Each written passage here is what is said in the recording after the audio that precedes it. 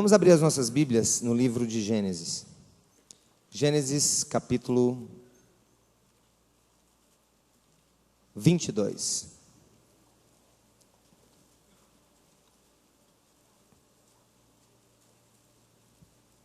Gênesis 22. Todos acharam?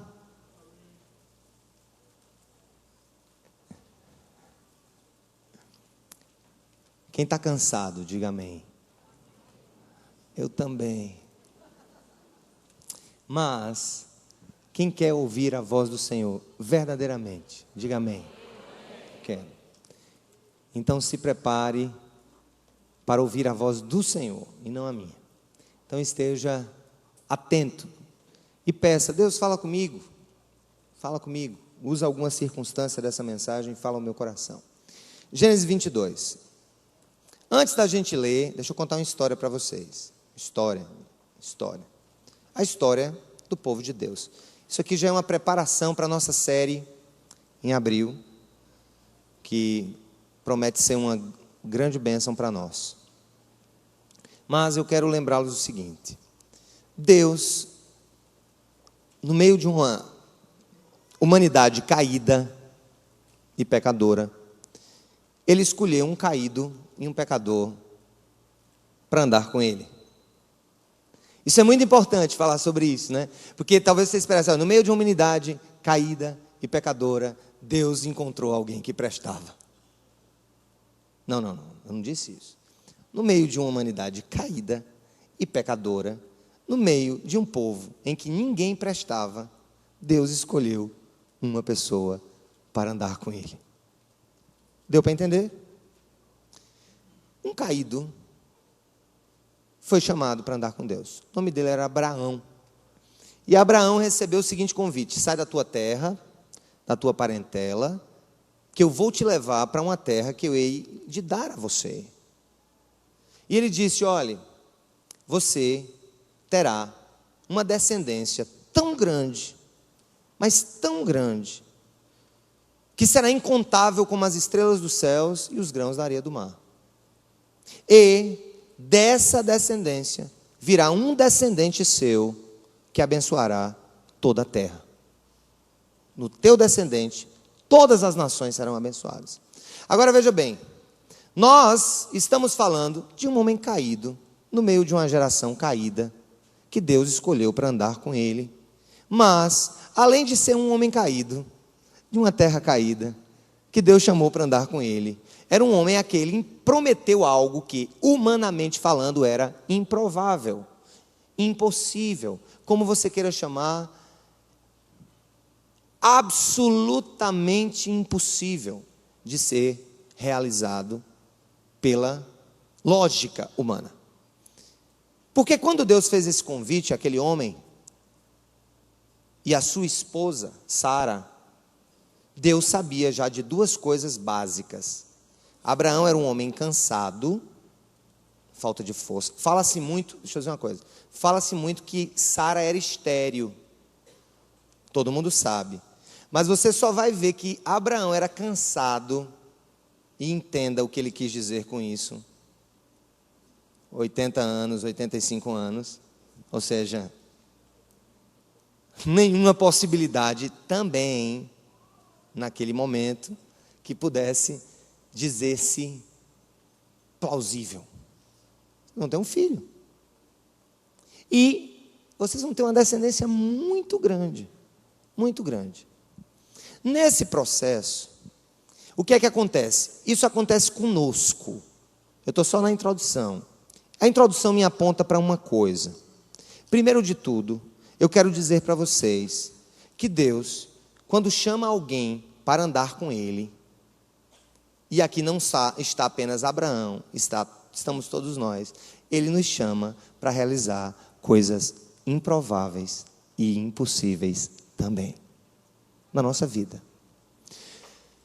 Dentro desse conjunto de circunstâncias que colocavam sobre a vida dele o selo da impossibilidade, eles quiseram então ajudar a Deus. Vou dizer uma coisa para você: tem coisa que Deus pede o nosso trabalho. trabalhe, esforça-te, tem de bom ânimo. Mas tem coisas que só Deus pode fazer. E uma delas é a soberana vontade que faz com que isso se torne isso, ou que esse monte venha para cá. São coisas que estão dentro do conselho divino, do poder divino. E naquela hora, quando Deus disse: Abraão, eu vou dar para você um descendente. Ponto final. Ponto. Apenas espere o que eu vou fazer e viva a sua vida. Vá dormir com Sara, que eu vou fazer alguma coisa. E aí o que é que a gente vê? Estamos na introdução. Nós vemos que Abraão, olhando para as impossibilidades que o cercavam, ele resolveu ajudar a Deus.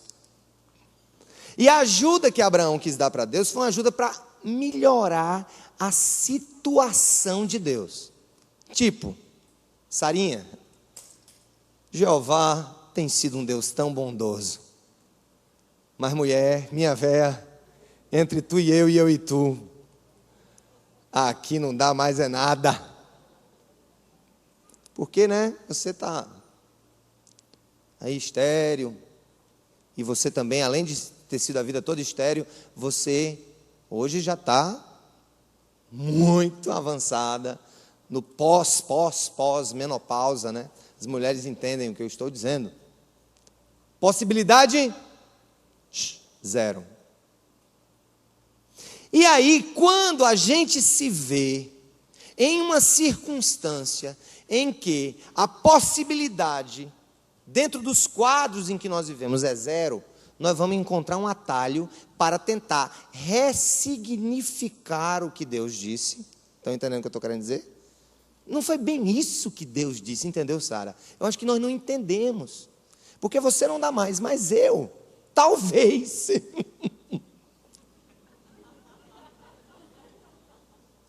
Eu consiga alguma coisa.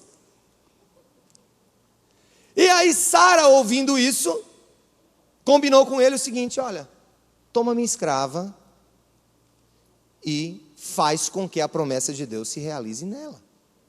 Porque em mim não é possível. E eu fico pensando como a gente age assim também. Tipo, Senhor, desse jeito comigo não dá. Talvez com fulano isso seja possível. Ou seja, muda os personagens do teu milagre, porque eu não posso caber dentro dele. Não tem como eu estar dentro desse milagre. Eu estou fora das possibilidades. Mas, depois de ter tido filho com a escrava, dando a ele o nome de Ismael, que é pai do povo árabe, Deus deu a Sara, no tempo dele, dentro das possibilidades dele, da soberania dele, um filho chamado Isaac. Então nós temos que Abraão é pai de dois grandes povos. No tronco da escrava é pai dos árabes, e no tronco da própria esposa ele é pai dos judeus. E aí nós temos a formação das duas grandes religiões do mundo, vindas de Abraão, mais a terceira, que é o cristianismo, que vem também do tronco de Abraão, na pessoa de Jesus Cristo. E aí o que é que aconteceu? Depois que Deus realizou o milagre, e que deu a ele o filho, e que mostrou o seu poder, mostrou que aquilo que ele havia prometido era sim real e factível, quando Abraão tomou o filho nas mãos e agradeceu ao Senhor, passou um tempinho, Deus chegou para Abraão e disse: agora me dá de volta. Todos conhecem essa história. Me dê de volta o meu filho. Eu quero de volta para mim Isaac. E eu quero que você me dê Isaac em sacrifício. Eu quero que você leve Isaac para o monte, lá nesse monte. Tire a vida de Isaac, porque ele é meu, ele pertence a mim. E aqui, gente, eu quero falar hoje das qualidades, é o tema da mensagem de hoje, de uma fé genuína e autêntica. quais as qualificações, as qualidades de uma fé genuína e autêntica. Vamos ler o texto. Passado algum tempo, Gênesis 22, Deus pôs Abraão à prova, dizendo-lhe: Abraão, ele respondeu: eis-me aqui. Então disse Deus: tome seu filho, seu único filho, Isaque, a quem você ama, e vá para a região de Moriá. Sacrifique-o ali como holocausto, num dos montes que lhe indicarei. Na manhã seguinte, Abraão levantou-se e preparou o seu jumento. Vamos repetir comigo? Na manhã seguinte, Abraão levantou-se e preparou o seu jumento. Levou consigo 2 dos seus servos e levou Isaque, seu filho. Depois de cortar lenha para o holocausto, partiu em direção ao lugar que Deus lhe havia indicado. No terceiro dia de viagem, Abraão olhou e viu o lugar ao longe. Disse ele a seus servos: fiquem aqui com o jumento, enquanto eu e o rapaz vamos até lá. Depois de adorarmos, voltaremos. Vamos repetir isso? Depois de adorarmos, voltaremos. Mais uma vez, depois de adorarmos, voltaremos. Adorarmos quem? Mas adorarmos aqui está no sentido de que é mais do que uma pessoa. Ele quem iria adorar a Deus? Ele quem? Fique aqui, que vamos adorar a Deus e depois voltaremos. Presta atenção na fé do sujeito. Nós vamos e voltaremos. Ele já afirma isso a respeito do filho. Abraão pegou a lenha para o holocausto e a colocou nos ombros do seu filho Isaque. E ele mesmo levou as brasas para o fogo e a faca. E caminhando os dois juntos, Isaque disse a seu pai Abraão: meu pai. Sim, meu filho, respondeu Abraão. Isaque perguntou: as brasas e a lenha estão aqui, mas onde está o cordeiro para o holocausto? Respondeu Abraão: Deus mesmo há de prover o cordeiro para o holocausto, meu filho. E os dois continuaram a caminhar juntos. Quando chegaram ao lugar que Deus lhe havia indicado, Abraão construiu um altar e sobre ele arrumou a lenha. Amarrou seu filho Isaque e o colocou sobre o altar, em cima da lenha. Então estendeu a mão e pegou a faca para sacrificar seu filho. Mas o anjo do Senhor chamou do céu: Abraão, Abraão. Eis-me aqui, respondeu ele. Não toque no rapaz, disse o anjo. Não lhe faça nada. Agora sei que você teme a Deus, porque não me negou o seu filho, o seu único filho. Abraão ergueu os olhos e viu um carneiro preso pelos chifres no arbusto. Foi lá pegá-lo e o sacrificou como holocausto em lugar de seu filho. Abraão deu àquele lugar o nome de O Senhor proverá. Por isso até hoje se diz: no monte do Senhor se proverá. Louvado seja o nome dele, amém? Olha que coisa. A primeira coisa que nós observamos: Abraão é considerado o pai da fé. Mas a fé dele tinha qualificações muito interessantes que servem para nós hoje. A primeira coisa que nós vemos nesse texto é que Abraão, depois de ter recebido o presente de Deus, depois de estar com seu filho, e o filho já era um rapazinho, devia ter aqui uns 12 anos, sei lá, 13 anos. Rapaz, já um rapaz que o ajudava, que ajudava a sua mãe. E Deus diz: me dá o teu filho. Me dá o teu filho. Eu fico pensando, gente, antes de mais nada, antes da gente falar das qualificações da fé de Abraão, eu fico pensando como é que nós nos comportamos com Deus. Por trás desse pedido, há uma lógica muito interessante. Ora, vamos partir do pressuposto de que de Deus são todas as coisas, amém? Sim ou não? Sim ou não? Se Ele quisesse que a gente não estivesse aqui, a gente não estava aqui. Imagine o ato da fecundação. Perceba quantos milhões de células, de gametas masculinos, vão em direção a um óvulo para fecundá-lo, e dentre milhões, levando aí a definição do sexo que a criança vai ter, une-se ao óvulo e ali formou a gente. Nós somos frutos de um milagre, amém, irmãos? Nós estamos aqui porque Deus primeiro nos escolheu para nascer dentre 1 milhão, bilhão, trilhão de possibilidades. O fato de estarmos aqui é uma improbabilidade matemática. Se formos calcular a probabilidade de termos sido nós, exatamente nós, ali naquela formação, nós colocaríamos que teríamos a possibilidade de 0,000000001% de ter sido você. Isso já nos é um privilégio, amém? Temos a vida doada por Deus, dada por Deus. Ele é o doador da nossa vida. Ou seja, a nossa vida só tem sentido porque foi doada por Ele. E aí nós temos, muitas vezes, pedidos, clamores, orações, por isso. E aí nós temos, muitas vezes, a bênção de Deus a nos dar isso ou aquilo. Mas é interessante como, naturalmente, a bênção se torna para nós mais importante do que o abençoador. Quando o presente se torna mais importante do que o presenteador.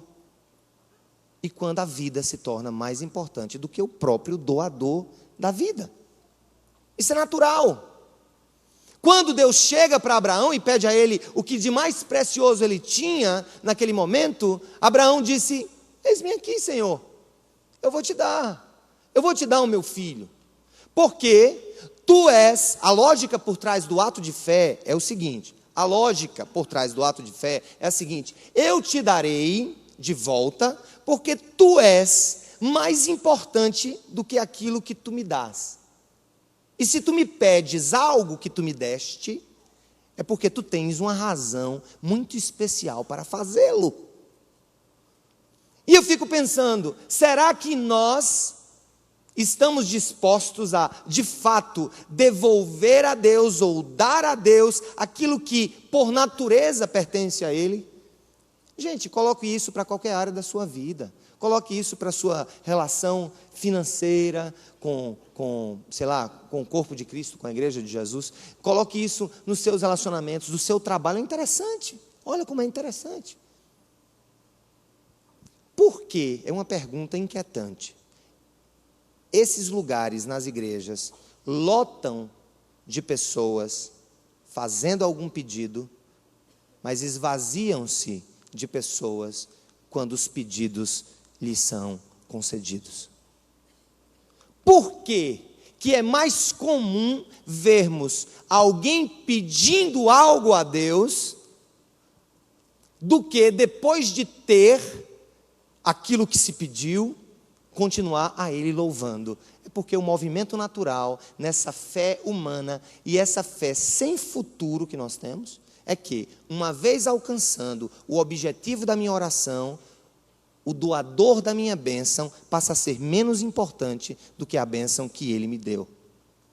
Mas para Abraão não foi assim. Ele disse: não, eu vou sim, Senhor, eu vou subir e vou dar meu filho. Não estou entendendo, não entendo que lógica está por trás do teu pedido, não sei o que tu queres verdadeiramente de mim, não sei onde tu vais me levar, não sei o que vai acontecer, mas uma coisa eu sei, eu vou te obedecer.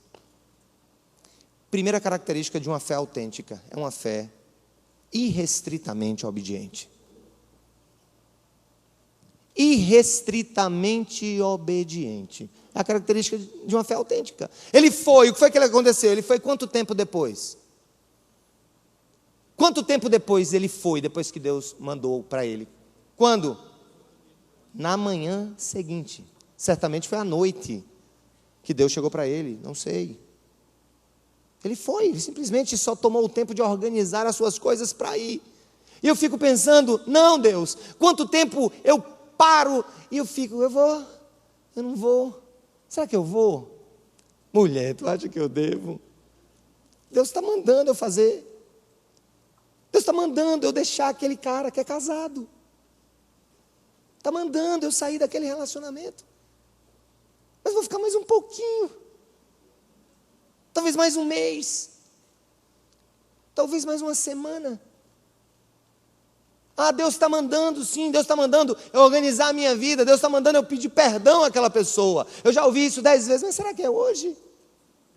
Não dá para ser depois das virgens, não. Aliás, depois das muriçocas,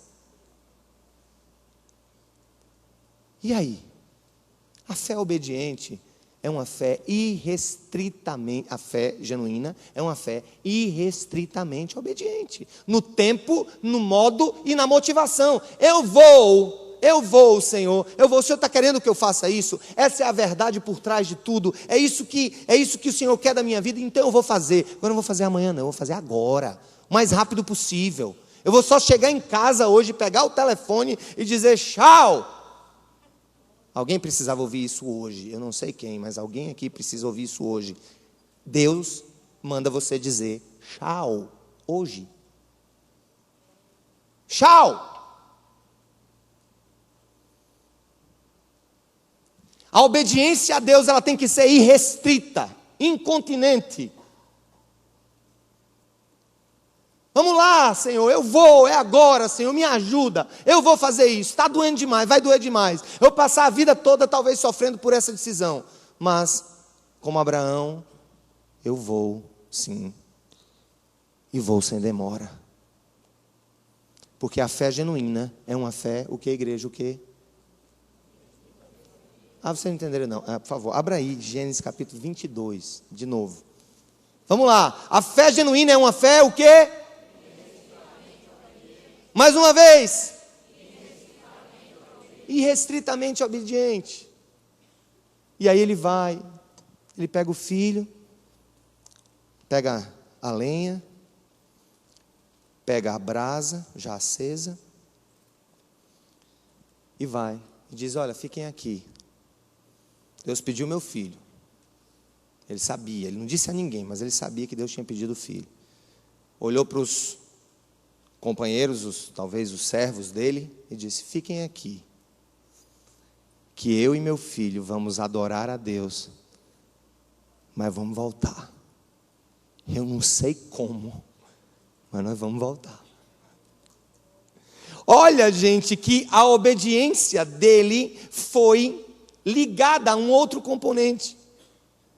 Quando o filho, agora, gente, fico pensando, imagine se você nesse lugar, no lugar dele. O filhinho olha para o pai e diz, pai, a lenha está aqui, o fogo também, cadê o cordeiro, papai?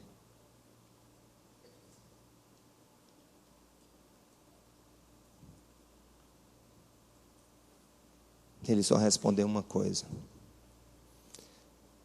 meu filho, eu não sei, mas Deus proverá o cordeiro. E aquele jovem, levado pelos seus pais, que a essa altura já devia ter uns 100 anos de idade, pouco mais novo do que Niemeia, que tem 104, o que não é impossível, chegar a essa idade, devia ter uns 100 anos, 100 e poucos anos, e ele pega o seu filho, sobe no morro, sobe no monte, põe o filho na pedra. A essa altura, eu acho que o próprio filho começou a se perguntar, será uma nova maneira de brincar que papai está inventando aqui nessa hora? Hein, pai? Que é do cordeiro, papai. Vai chegar? Deus proverá, meu filho. Não sei como, não sei de onde, mas eu continuo em obediência, ipsis literis ao que Deus escolheu para que nós façamos, e resignadamente, sem mostrar nenhuma reação contrária, o próprio Isaac resolveu entrar também no caminho da fé do seu pai. Fala-se muito de Abraão, mas não fala-se de Isaac. Ali não era um bebê que ele estava levando, era um jovem, era um rapaz, um rapazinho, consciente, sabia o que era vida, sabia o que era morte, mas que de maneira resignada, sem questionamentos, foi até aquele lugar. Eu posso dizer que Abraão aqui é o tipo, a tipologia simbólica de Deus. E Isaac é a representação simbólica de Jesus. Você já tinha pensado sobre isso? Abraão aqui funciona como Deus,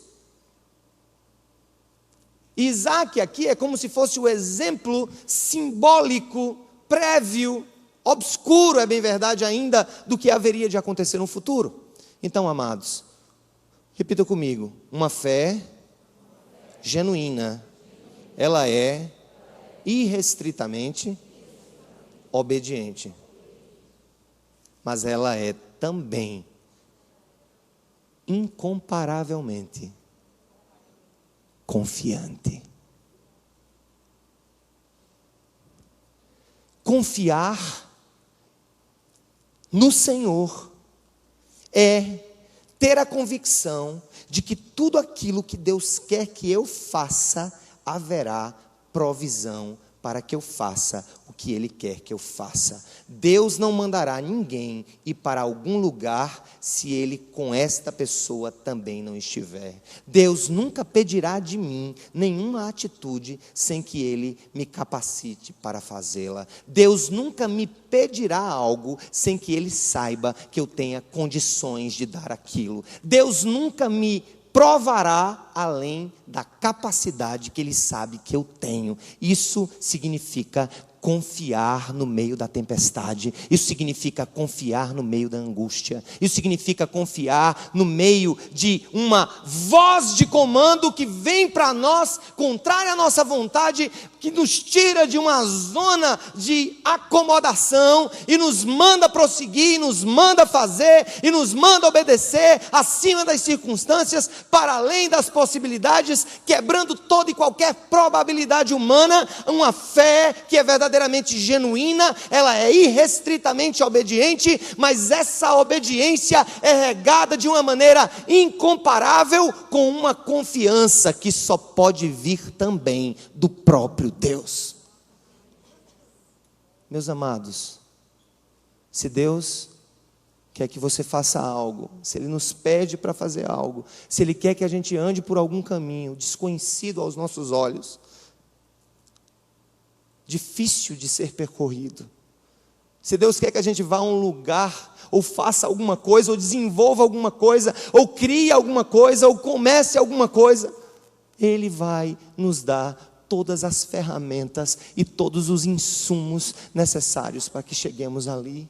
Se você obedecer ao Senhor, se você estiver disposto a obedecer a Ele, sabe, na dor ou na tristeza, na alegria, na falta, em qualquer que seja a circunstância, Ele dará para você, sim, tudo aquilo que você precisar. Isso significa que Deus proverá, Deus virá com provisão, Deus virá com tudo aquilo que será necessário para que a sua obediência seja cumprida. Deus te dará tudo o que tu precisares e tudo o que eu precisar para cumprir aquilo que Ele estabelece para mim. Em outras palavras, o Deus que estabelece os fins que por obediência eu busco, me dará as condições e os meios para que, confiando nele, eu não desista.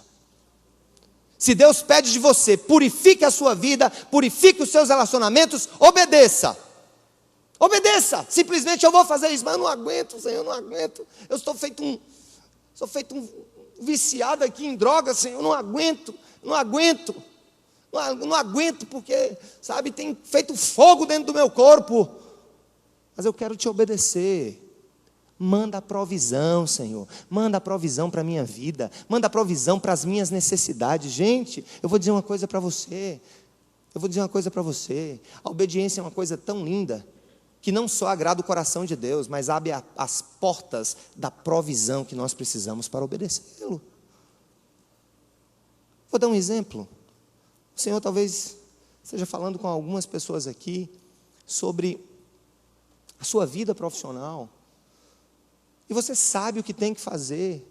Dê-me a sua vida profissional, diz o Senhor, dê-me a sua empresa, e com ela, dê-me a sua obediência. A obediência no que você faz, na legalidade das suas atitudes, na sua honestidade para com o outro. Aí você vai dizer, mas Senhor, como é que eu vou sobreviver? Como é que eu vou sobreviver no meio de uma selva de lobos? Como é que eu vou sobreviver no meio de uma sociedade corrupta, em que só quem pode permanecer é aquele que é desonesto? Obedeça e Deus proverá. e Deus proverá. Eu entendo, gente. Eu entendo o que é que a gente passa. Eu não quero aqui colocar ninguém como, sabe, eu não quero ser algoz de ninguém aqui. Eu entendo o que é isso. Eu sei o que é isso. Eu sei quanto é difícil a gente olhar para uma circunstância e ter que, sabe, de maneira totalmente racional, diante da voz de Deus, cumpri-la. Eu sei o quanto é difícil a gente fazer aquilo que está fora da nossa lógica, está fora daquilo que nos agrada, está fora daquilo que nos faz bem. É difícil a gente ter que romper com coisas, é difícil a gente ter que romper com pessoas, é difícil a gente ter que romper com hábitos, é difícil a gente ter que romper com aquilo que é contrário à vontade de Deus, mas pelo amor de Deus, o que era mais difícil, o que é mais difícil para nós, em comparando, se formos comparar ao que Deus pediu a Abraão, me dê seu filho e mate-o por mim. Mate-o, ofereça, me dê de volta. Ele é meu, eu que lhe dei, me dê de volta. E ele começa a pensar: meu Deus, como será isso? Que obediência louca é essa? Mas eu estou aqui, estou com meu filhinho. O coração dele devia bater a 1000, enquanto o espírito dele estava ali, sabe, questionando todas as situações, mas um passo atrás do outro, obedecendo aquilo que Deus queria que ele fizesse. Amados, eu não estou falando de coisas fáceis, eu não estou falando de coisas banais, eu não estou falando de coisas que se conseguem realizar sem dano, sem dor, sem perda, sem choro, sem lágrima. Mas esse é o caminho do discípulo, esse é o caminho da discípula. É quando a gente chora para obedecer, é quando a obediência às vezes dói na espinha do nosso espírito. Às vezes, essa obediência, o ser discípulo, é exatamente essa quebra das minhas lógicas e daquilo que para mim é conveniente. Eu digo: não, Deus, eu tenho que fazer o que tu queres. Isso pode ser doloroso, isso pode me causar muitas perdas. Eu posso perder pessoas, eu posso perder amigos, eu posso perder contratos, eu posso perder, sabe, o equilíbrio na balança financeira da minha empresa. Mas, Senhor, me ajuda, eu quero te obedecer, Senhor. E na seca o que acontecerá, e no momento difícil o que será de mim, e no momento das lágrimas, quem irá enxugá-las? No meio de todo esse conjunto de questionamentos, precisamos voltar na história, mergulhar na vida de Abraão, e no meio de todas as crises, dores e todas as difíceis sensações da nossa vida, ter a capacidade de olhar para os céus e dizer: eu não entendo o que está acontecendo, mas Deus proverá. Amém, igreja? Amém mesmo? Vocês estão tão animados como estão as virgens?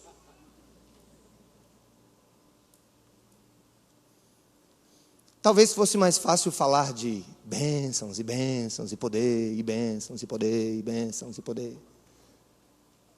Mas a palavra de hoje é: obedeça.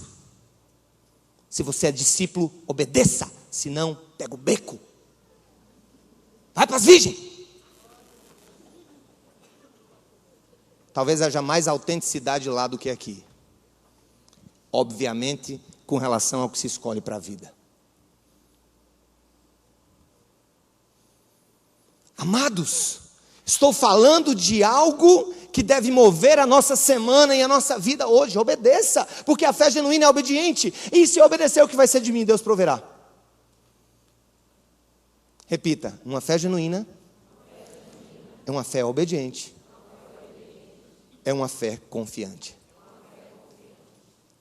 E onde é que está a confiança? Qual é a frase que expressa essa confiança?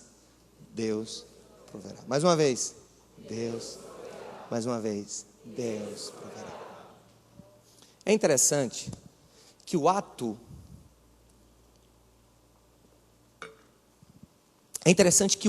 aqui é um ato, eu não sei se você entendeu, um ato de adoração.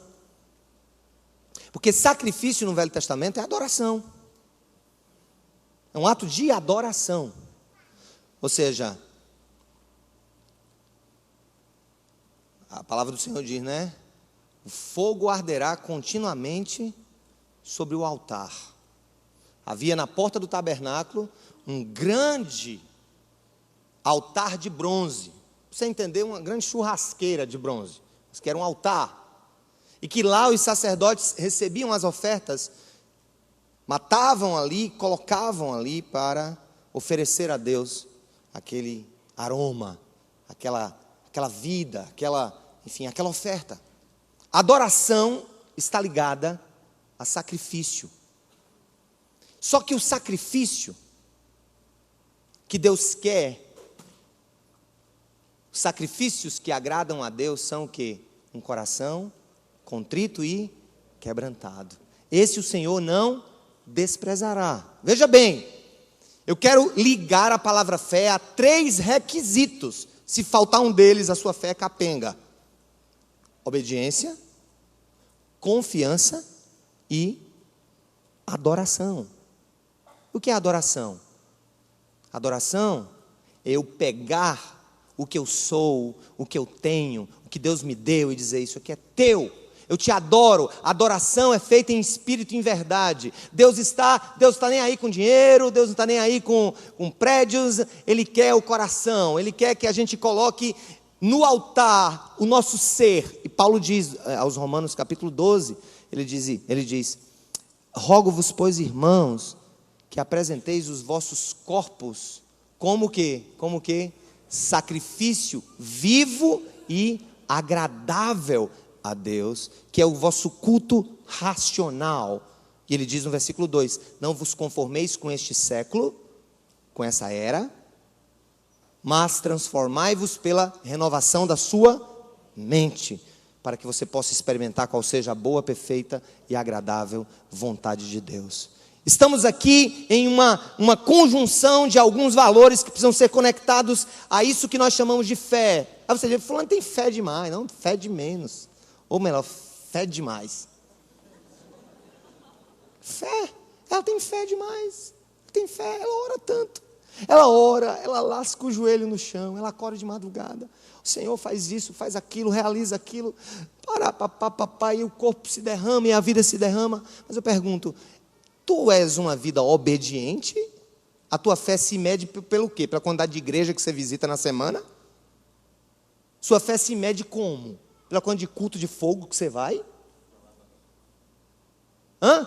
Sua fé se mede como? Qual é a medida da fé, biblicamente falando? Qual é?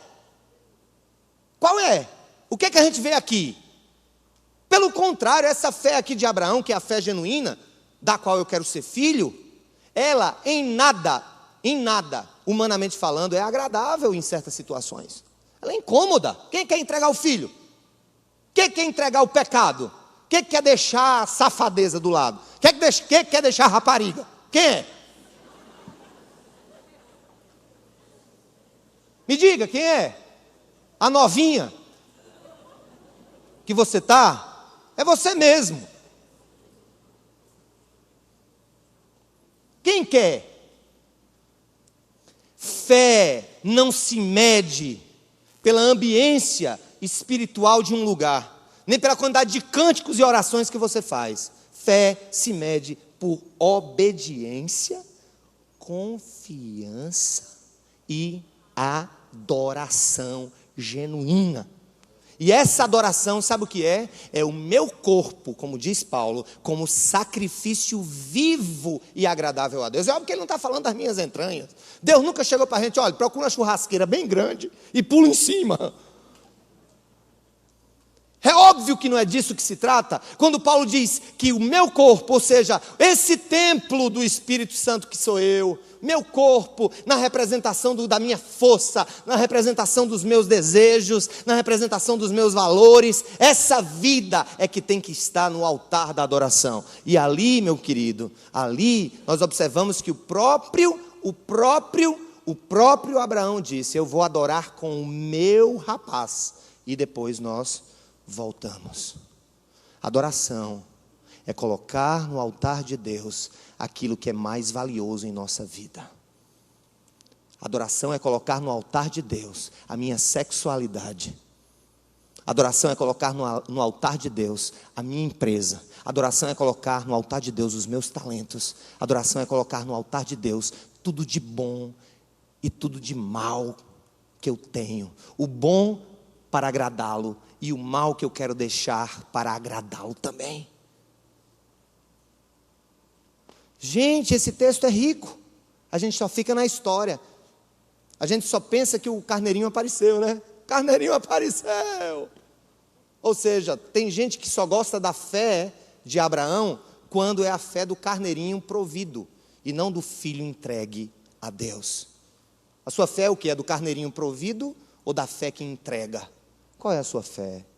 A fé de Abraão não foi a fé do carneirinho que apareceu no meio do mato amarrado pelos chifres.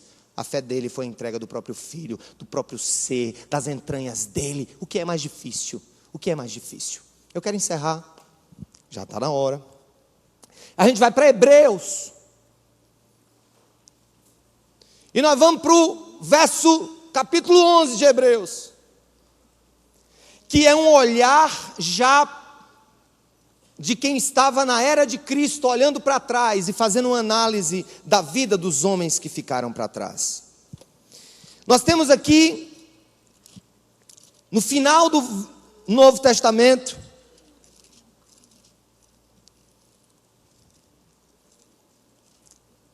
lá no final, perto já de Apocalipse, 1 Pedro, Tiago, vamos lá, capítulo 11, olha o que Deus diz aqui para nós. E aí, a gente está fazendo um retrato do que passou. A vida da gente está se concentrando na história de Abraão, que ocorrera há anos, há séculos e séculos. Abraão veio antes de Cristo, todos sabem, mas morreu confiando num Cristo que ele não viu. Mas ora, a fé é o quê? Capítulo 11. É a certeza daquilo que esperamos e a prova das coisas que não vemos. Fé não se enxerga. Fé é visualizar os planos de Deus para mim e aquilo que Ele é capaz de fazer na minha vida, sem que eu precise tê-los em minhas mãos, sem que eu precise conhecê-los e tocá-los hoje. É uma experiência. Ali, quando Abraão estava entregando o filho, ele tinha algo em mente. O meu Deus não pode estar se contradizendo. Ora, se ele disse que na minha descendência ele abençoará todas as nações da terra, como é que agora ele pede o filho? Deus não se contradiz. E aquela experiência de Abraão ao entregar o filho, ela estava regada também com algo na confiança dele que dizia assim: se meu filho prometeu que Isaque vai ser o pai de grandes nações, e se agora Deus está matando meu filho, uma coisa eu sei: esse Deus é capaz de ressuscitar os mortos. Era aquilo que ele estava pensando. E observe que ali não havia nem a lei ainda. A lei não tinha sido dada. A fé, no contraponto da lei, é exatamente essa percepção de um Deus gracioso que nos dá o que temos sem merecermos. E aí, olha o que a Bíblia diz, o que o autor de Hebreus diz, vamos lá: a fé é a certeza daquilo que esperamos e a prova das coisas que não vemos, pois foi por meio dela que os antigos receberam o quê? Bom testemunho. Aí nós vamos pular para o 11, aliás, para o 8, pula para o 8, 11:8. Pela fé Abraão, quando chamado, fez o quê? Obedeceu e dirigiu-se a um lugar que mais tarde receberia como herança, embora, vamos repetir comigo, embora não soubesse para onde estava indo. E eu fico perguntando: Deus, eu faço essas análises assim, digo: Senhor, não sei o que vai acontecer comigo,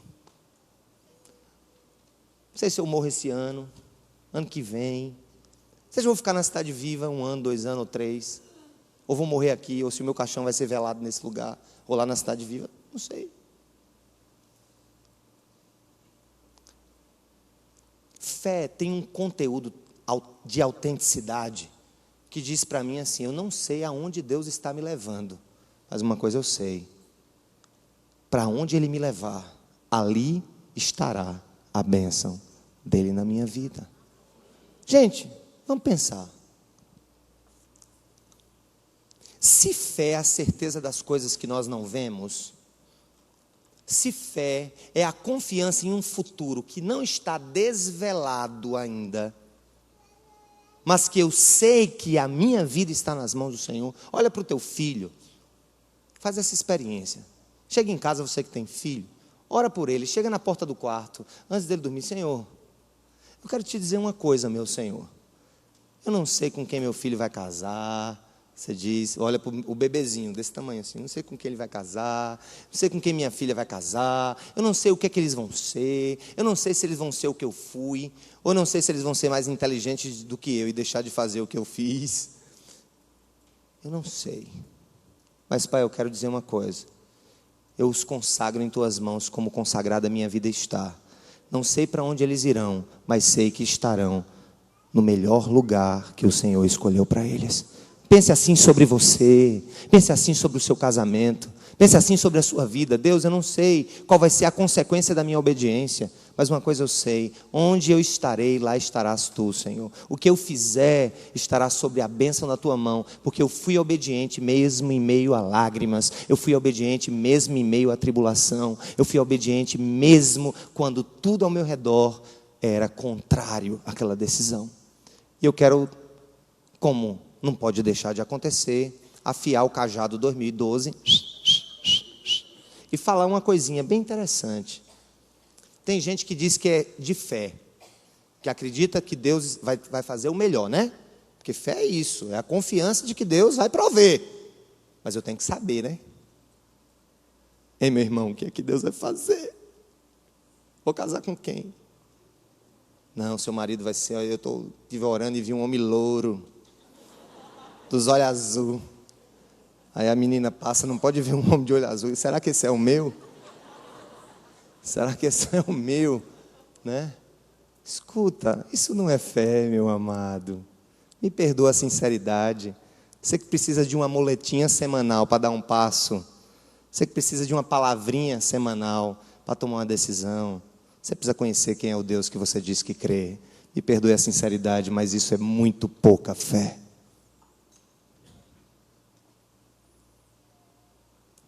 Se eu confio que o meu Deus é o Deus do impossível, se eu confio que Deus tem o melhor para mim, a partir dos meus atos de obediência e de confiança, descansa, relaxa e dorme.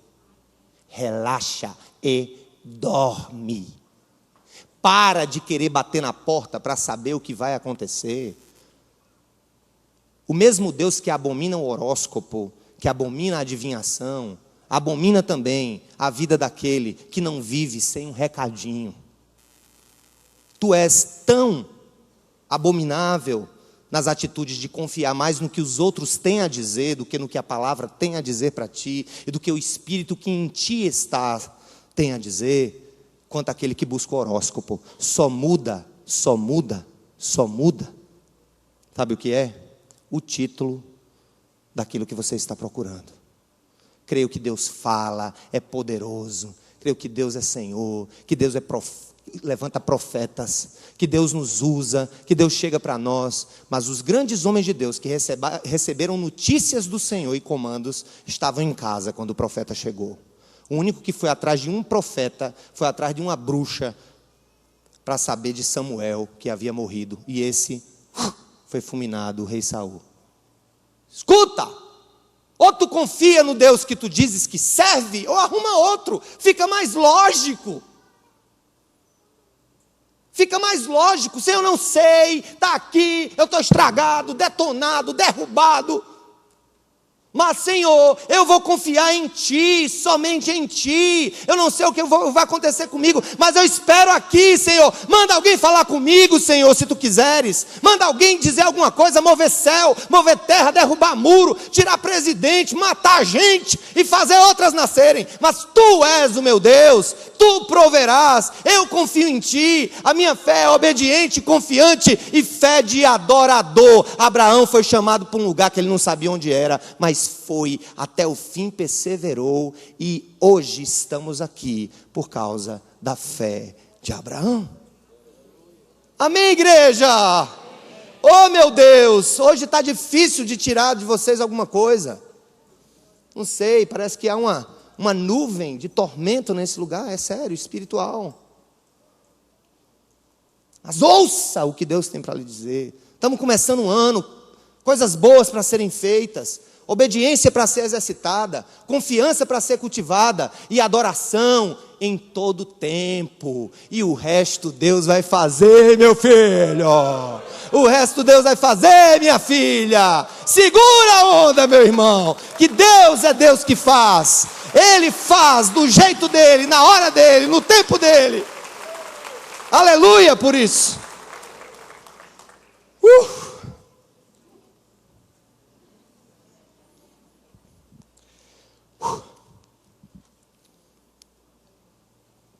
Vamos terminar?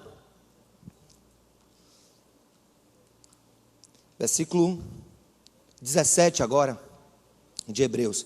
Pela fé, Abraão, quando Deus o pôs à prova. Deus pode estar te provando. Ninguém diz aleluia nessas horas. Até o banco desistiu. Murchou o bichinho. Aqui, ó.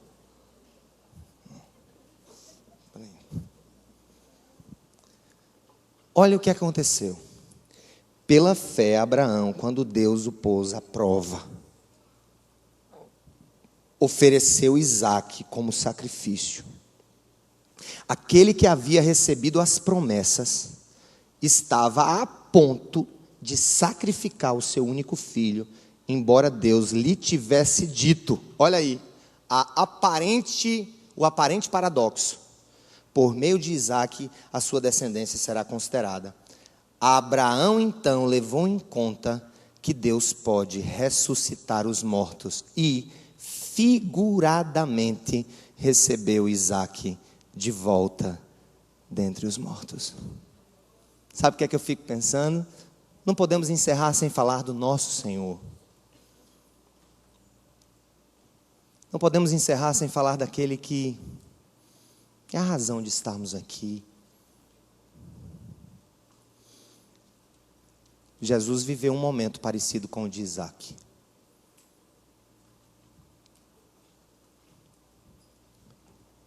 Jesus viveu um momento parecido com o de Isaque.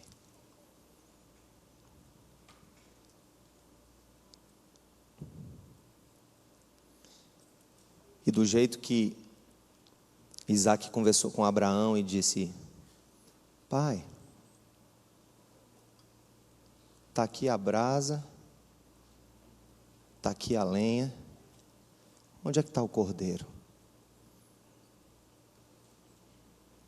E ele disse: Deus proverá. Alguns anos na frente, para completar e consumar a fé de Abraão e de todos aqueles que creem, Jesus também passou por uma agonia como aquela. E aquela agonia aconteceu em uma noite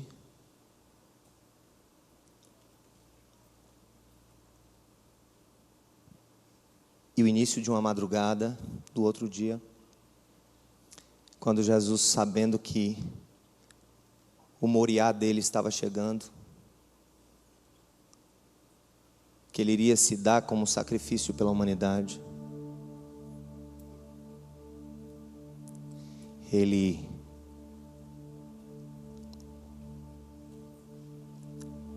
diferente de Isaque, já sabia o que ia acontecer.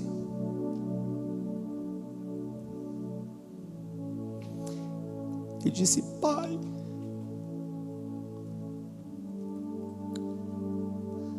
se possível, afasta de mim esse cálice, mas que não seja feita a minha vontade, mas a tua vontade.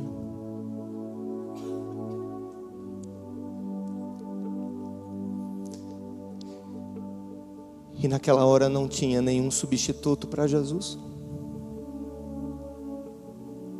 porque só um homem, santo, santo, santo, puro, puro e puro, digno, digno e digno, poderia resolver o nosso problema.